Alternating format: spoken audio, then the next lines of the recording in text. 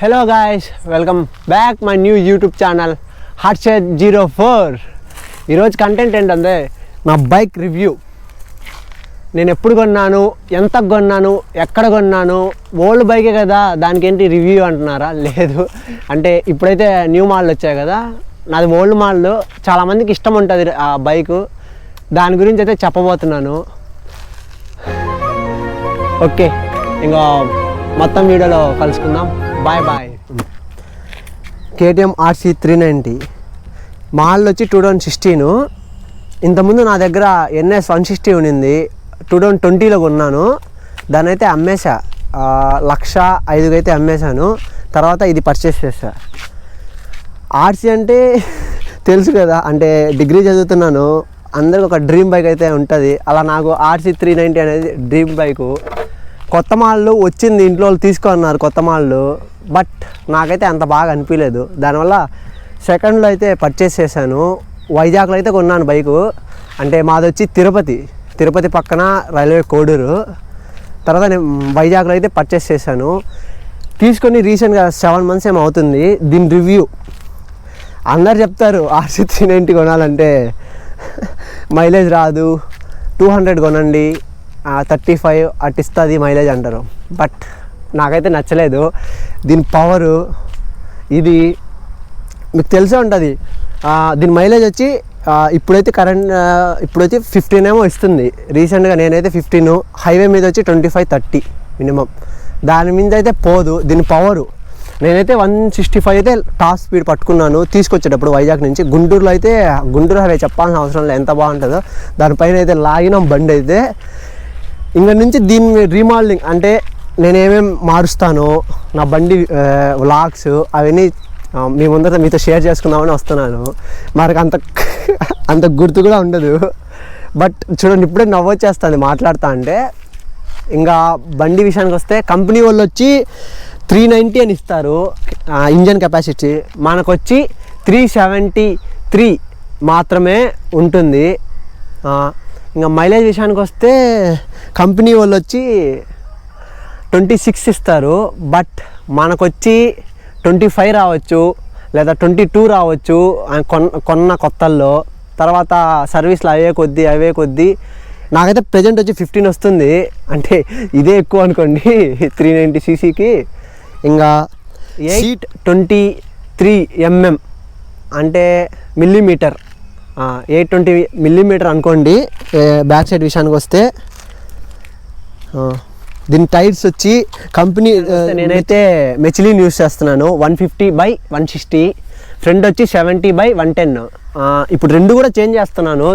Chain package change చేయాలి, బండి మొత్తం కొంచెం లుక్ మార్చేస్తా. ఇంకా ఫ్యూ మంత్స్ తర్వాత చూస్తారు మీరు. ఇంకా నుంచి నేను ఏమేమి చేంజ్ చేస్తాను.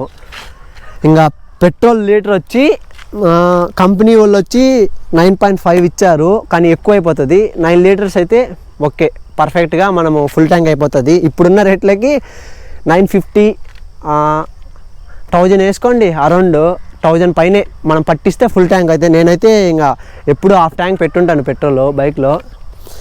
ఇంకా బైక్ వెయిట్కి వస్తే 157 kgs మొత్తం కర్వ్ వెయిట్ అంటారు. బైక్ మొత్తం కలిపిస్తే 157 kgs వెయిట్. ఇంకా స్పీడ్కి వస్తే మీకు చెప్పాల్సిన అవసరం లే, అందరికీ తెలుసు KTM most dangerous bike, 1 cylinder. తెలుసు కదా, రీల్స్ మామూలుగా ఉండవు. పట్టుకుంటే ఇంకా వదలం, అంతే పోతానే ఉంటుంది బండి ఎంత ముందరైనా. అది కానీ చాలా జాగ్రత్తగా ఉండాలి. మనం చెప్పలేం ఎప్పుడు ఏ టైం ఎట్టుంటుందో. నేనే 2 సార్లు పడతాను అది. ఇంకా లైట్స్ విషయానికి వస్తే, ప్రొజెక్టర్ లైట్ ఏమో ఇప్పుడు ఇచ్చున్నాడు బైక్ కూడా ఇచ్చేది మాత్రం. ఇప్పుడు వచ్చి అన్ని బైక్లకి LED వస్తున్నాయి. నేను కూడా LEDకి చేంజ్ చేసుకుందాం అనుకుంటున్నాను. నాకు బాగా నచ్చే విషయం, KTM బైకుల్లో మిర్రర్కి ఇచ్చాడు సిగ్నల్ లైట్స్, చాలా బాగుంటుందండి చూసేకి. కొంచెం స్టైలిష్గా పోతా అంటే, ఒక లిప్ వేసుకొని పోతా అంటే అందరు మనల్నే చూస్తారు. ఇప్పుడు కాలేజ్ వదిలినారు అనుకో, మనం KTM RC390 వేసుకొని పోయినాం అనుకో, అంతా ఎగమలుతారు. 250 కొత్తగా వచ్చే మోడల్లో నార్మల్ ఎగ్జాక్టర్ అయితే ఇస్తున్నాడు. 250 బిలో వచ్చి బెల్లీ ఎగ్జాక్టర్ అయితే ఇస్తున్నాడు. బాగాలేదండి ఇది, అస్సలు బాగాలేదు. 390కి అయితే నార్మల్ ఎగ్జాక్టర్, కానీ బెల్లీ ఎగ్జాక్టర్ ఉంటే ఆ లుక్కే వేరు. ఇప్పుడంతా బండి అంతా ఓకే పర్లేదు, చాలామంది అయితే రివ్యూస్ ఇచ్చి బాగుంది అని ఇచ్చారు.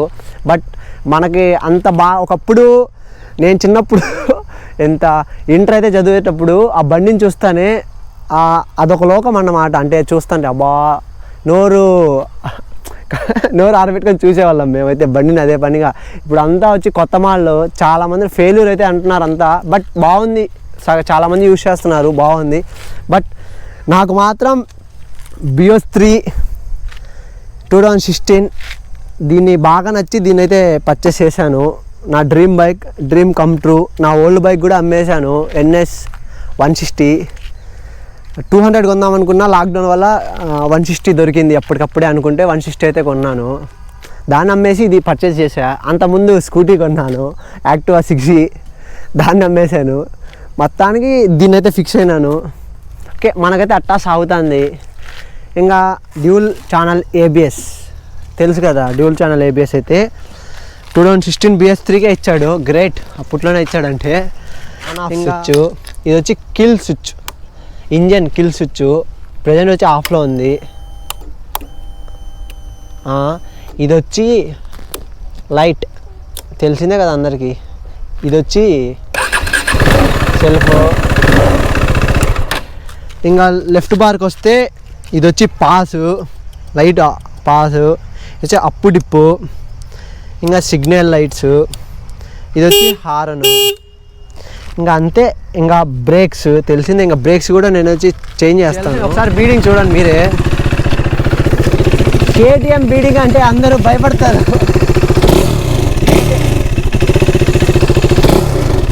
మీరే చూడండి.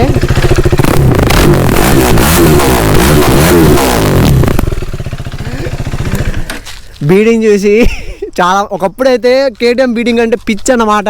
దాన్ని నేర్చుకోకపోతే వీధిలోకి అంతే. తెలుసు కదా ఎంత బాగుంటుందో KTM బీడింగ్ అంటే చెప్పాల్సిన అవసరం లే ఇంకా మనము.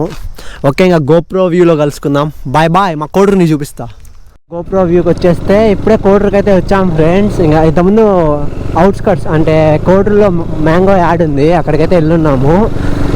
ఇంకా వస్తున్నాం. కోడూరుకి వస్తే ఎప్పుడు చూపలేదు కదా మా కోడూరుని, చెప్పడం మర్చిపోయినా. స్పీడోమీటర్ లైట్ అయితే మొన్న రీసెంట్గా వానలు పడినాయి కదా, అప్పుడు ఏం జరిగింది, వాటర్ ఏమో దిగినట్టున్నాయి, ఆ లైట్ అయితే పోయింది. నేనైతే అడిగి చూశాను తిరుపతిలో, నెల్లూరులో అడిగి చూస్తే టైం పడుతుంది, ఓల్డ్ మోడల్ కదా దొరకవు అన్నారు. ఇంకా చెన్నైకి అయితే వెళ్దామని అనుకుంటున్నాను. 8K ఎంతో చెప్పారు. ఆర్డర్ పెడితే 1 month మేబీ పడుతుంది అంటే ఎందుకు 1 month అని చెప్పి నేను వెళ్తే చెన్నైకి వెళ్దాము త్వరలో అని అయితే అనుకున్నాను. చెన్నైలో అయితే చేపించేస్తా. నా ఫస్ట్ వీడియో చూపిద్దాం మా కోడూరిని కూడా అని. ర్యాంప్ అంతే.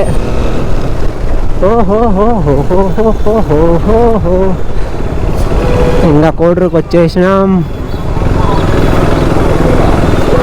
ఇది టోల్గేట్ మా కోడూరులో.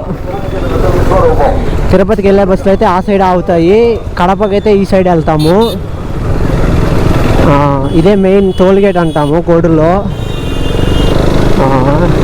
ఇంకా కోడూరులో బైక్ వెళ్ళేదానికి కూడా లేదు మన బైకు. చాలా పండగ కదా సంక్రాంతి.